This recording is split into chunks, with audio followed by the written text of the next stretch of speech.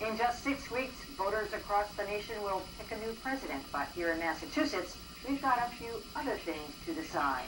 And one is whether to take the punch out of possession of marijuana. Every year, this 36-year-old Cambridge resident is reminded of a big mistake. Which, was speeding in my car and having about a joint's worth of pot in my car. I think the bigger crime was speeding, but the pot is on my record for life. James White, not his real name, was arrested on his birthday 5 years ago. He says the pot bust continues to haunt him because he's now listed in the state's criminal offender registry. The Cori has definitely stopped me from getting jobs. I'm not hireable because I got arrested one time for marijuana and one joint. White now runs his own business, but his situation is a familiar one to attorney Tom Kiley. I don't want to see it happen to another young person in the Commonwealth. A former Assistant Attorney General, Kiley is the author of Ballot Question 2, a statewide referendum that tosses out criminal penalties for the possession of an ounce or less of pot. Instead, adult offenders would pay a $100 fine. Juvenile offenders would face community service, and their parents could be fined up to $1,000. But Kiley is quick to add the initiative would not decriminalize marijuana. We leave all of the other laws relating to drug use, operating under the influence, etc., in place. As for James White, he hopes Question 2 passes, so others won't have to go through what he did. I went to school, put myself through college. I did everything right. And the one mistake I made, I'm penalized for life. That may not be the case going forward. In a recent poll, over 70% of Massachusetts voters favored civil penalties for using marijuana. All right, and with me now is Whitney Taylor of the Committee for Sensible Marijuana Policy and Essex County District Attorney Jonathan Blodgett. Welcome to both of you. Thank you, Emily. Jonathan, one of the things that the DAs have said is that they really believe that this would, spark a crime wave and open up the floodgates for use. Why do you think so? How so? Well, our position, Emily, is it's a major step backwards. For the first time in recent memory, marijuana use among teenagers is down. Why would you want to reverse that trend? Law enforcement, educators, healthcare providers have done a job, well done job, I would suggest to you, making young people understand how harmful this is, not only to them, but to their families and their surrounding community. Why is it harmful? Increased healthcare costs, addiction. I mean, it's not your father's Oldsmobile. Marijuana today is more addictive than ever before. Experts like Joseph Califano from CASA, the Center for Addictive Substance Abuse at Columbia University, just published in June of this year a 15-year study that talks about the dangerous and addictive behaviors that come with marijuana use, what it does to young people, what it does to communities, but more importantly, the greatest voice is the voice of the 10-point ministry. Black ministers in Boston have been unified in their opposition and stating what they've seen and what has happened to young people. Well, listen, that you struck a nerve here, because Whitney, one of the issues that comes up, and the Reverend Dickinson mentioned to us too, is this is really a class issue. That if you ease up on the laws, you're really appealing to the white middle class, and what's the big deal? An ounce, nickel bag, whatever it is. You smoke a few joints, but that's not really what's going on in a lot of areas of the black community. And one thing might more likely lead to something bigger there than it would in some other communities. Well, first of all, Emily, what we need to look at is the fact that 11 other states have passed similar laws, and none of the issues being brought up by Mr. Blodgett have come to fruition. Actually, the National Research Council has did a report that was commissioned by the White House, so not an organization that really is promoting of reforming any of our laws, that shows that passing laws like Question 2 have no effect on use rates whatsoever.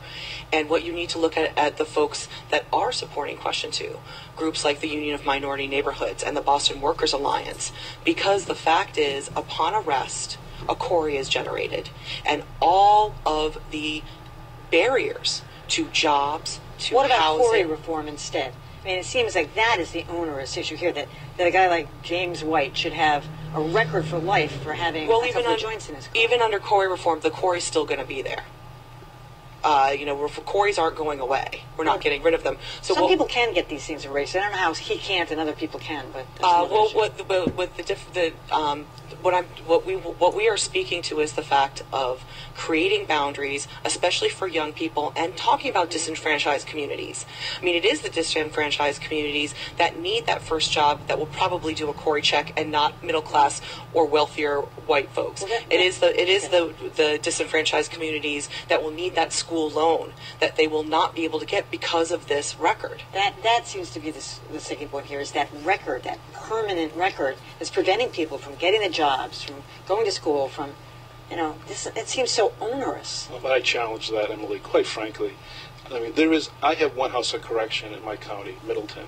There isn't one person today incarcerated for possession of marijuana. No, but it's still on their records, is what. Yeah, we're not talking about incarceration. If you're an adult, the matter is continued out of finding for 6 months. The matter is dismissed upon completion of the 6 months probation.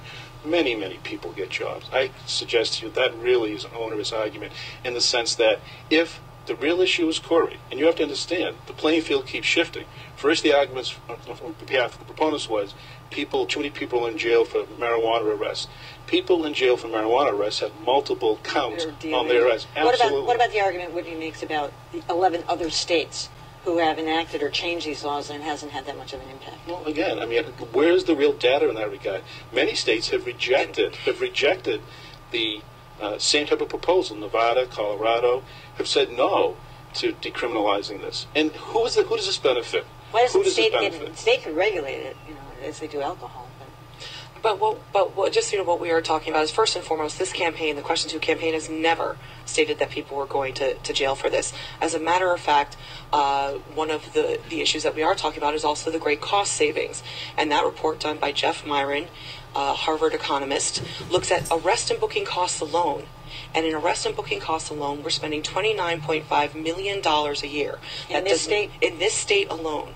We are not talking about jail costs. And actually, his report was looked at by over 500 national economists. They agreed with his model, and actually think his model is conservative, because it doesn't go into, well, then probation costs and all of those issues. But what we are talking about is $29.5 million a year. But that isn't really what you care about. You don't care about the money. I'm promoting that it stays in the community to fight violent and serious crime. I live in Boston.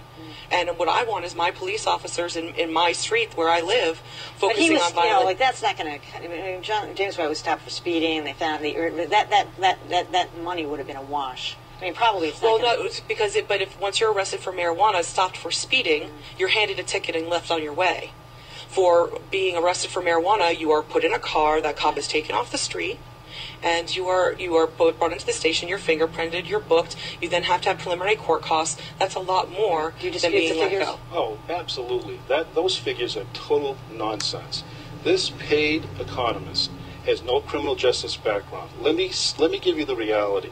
The reality is this: simple possession of marijuana is a misdemeanor, and unless you're smoking marijuana in front of a police officer, or your smoking is involved in some sort of a public affray or a commission of a felony, you're not arrested. You are summoned to court. A misdemeanor in front of a police officer is not arrestable. We'll decide this November 4th. Thank you, Emily. Jonathan Blodgett, Whitney Taylor, thanks. All right. You just heard a DA with a really bad case of reefer madness. Massachusetts law authorizes police to act arbitrarily. In other words, they can arrest you for merely possessing marijuana. He also suffers from reefer madness when he tells you the record is automatically sealed. There is a federal case that says that portion of the statute is unconstitutional. And the fact of the matter, an employer is told when he researches your criminal history that your record is sealed, which can only put flags up and fireworks up in his mind about your ethical and moral qualifications for your job. Don't believe the DAs. This is the same reefer madness they've been spreading about potency, about addiction, about adulteration. Everything they complain about is the result of prohibition.